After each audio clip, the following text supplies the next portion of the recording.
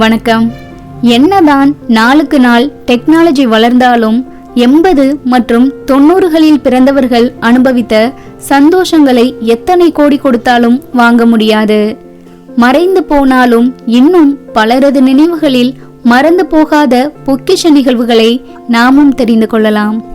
காலையில் அம்மா பின்னிவிடும் ரெட்டை ஜடைகள் ஒவ்வொன்றும் நம்மை பாதுகாக்கும் அன்பு கட்டாக கட்டை போல சாயங்காலம் வரை அப்படியே இருக்கும்.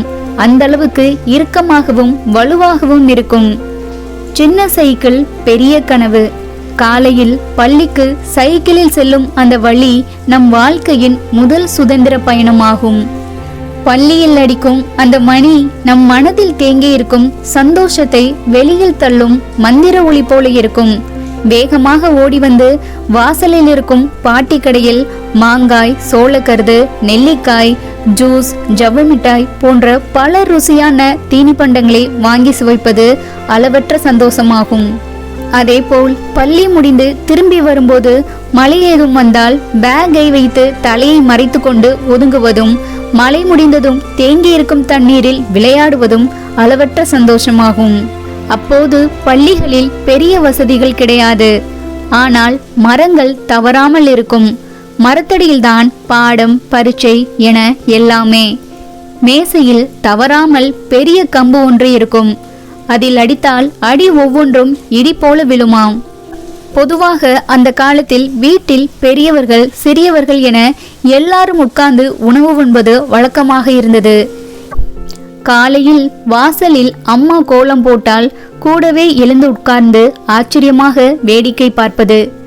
வீட்டில் அம்மா அப்பாவிடம் எதற்காகவாது அடி திட்டு வாங்கினால் அம்மாச்சி, ஐயா, தாத்தா, பாட்டியிடம் சென்று ஓடி ஒளிவது. தடுப்பு சுவர்களாய் வீட்டில் பெரியவர்கள் இருப்பார்கள். அவர்கள் பல நல்ல கதைகளையும் அவர்கள் வாழ்க்கை முறையையும் அமானுஷ்ய விஷயங்களை கதைகளாக சுவாரஸ்யமாக சொல்வதில் வல்லவர்கள். இரவு நேரத்தில் கரண்ட் கட்டானால் போதும், எல்லார் வீட்டிலும் உள்ள சிறுவர் சிறுமியர் வெளியில் வந்து கத்தி கொண்டு விளையாடுவார்கள். அது மட்டுமல்ல, விளக்கு ஏற்றி வைத்து அந்த விளக்கொளியில் கைவிட்டு விளையாடுவது, அந்த வெளிச்சத்தில் சுவர்களில் தெரியும் நிழல்களை வைத்து விதவிதமாக கதை சொல்வது, இப்படி பல வேடிக்கைகள் நடக்கும். அந்த காலத்துல எல்லார் வீட்டிலும் டிவி இருக்காது. யாராவது ஒருத்தருடைய வீட்டில தான் இருக்கும். அங்க போய் தான் எல்லாரும் டிவி பார்க்க முடியும்.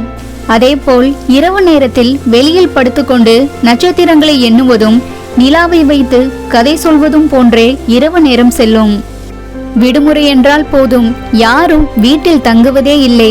பசியெல்லாம் எங்கு பறந்து போகும் என்றே தெரியாது. ஒரு மரத்தில் ஊஞ்சல் கட்டி அதில் எல்லாரும் ஆட மணிக்கணக்கில் காத்திருப்பது, ஓடி பிடிச்சு விளையாடுவது, ஒளிஞ்சு பிடிச்சு விளையாடுவது, உயரம் தாண்டுவதற்காக 2 பேர் உட்கார்ந்து கை கால்களை அடுத்தடுத்து அடுக்கி வைத்து அதில் காலே படாமல் தாண்ட வேண்டும்.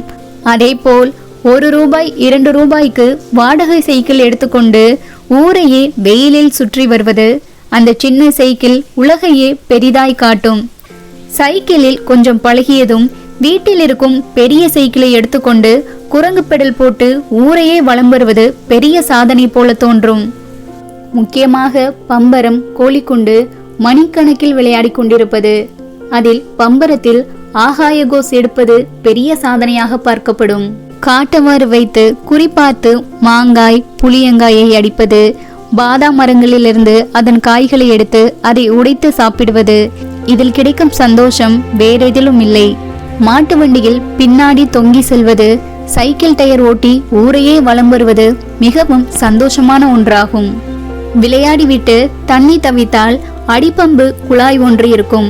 அதில் ஒருவர் அடிக்க ஒருவர் குடிக்க அமிர்தம் போல அவ்வளவு தண்ணீர் பருகுவது. வெறும் வயிற்றில் தண்ணீரே நிரம்பியிருக்கும். பொதுவாக குளிக்க கண்மாய், குளம், கிணறுகள்தான் அதிகமாக இருக்கும். கண்மாய் மற்றும் குளங்களில் இருக்கும் சின்ன சின்ன மீன்களை பிடித்து வீட்டில் உள்ள சிறிய கண்ணாடி டப்பாவில் போட்டு அதை பாதுகாப்பாக வைக்கும் சந்தோஷம் வேறெதிலும் வராது.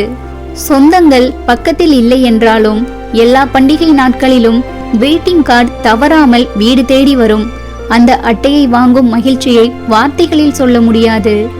குழந்தைகள் விளையாடும் விளையாட்டுகளின் மூலம் உடலாலும் மனதாலும் உற்சாகத்துடன் காணப்பட்டார்கள். ஆனால் இன்றைய காலகட்டத்தில் படிப்பு, இட நெருக்கடி, வீடியோ கேம் போன்ற பல காரணங்களால் குழந்தைகள் அப்படிப்பட்ட விளையாட்டுகளை மறந்து போய்விட்டனர். இப்படி இன்னும் பல நினைவுகள் உள்ளது. இது அனைத்தும் 80 மற்றும் 90களில் பிறந்தவர்களின் மனதில் என்றென்றும் மலரும் நினைவுகளாயிருக்கும்.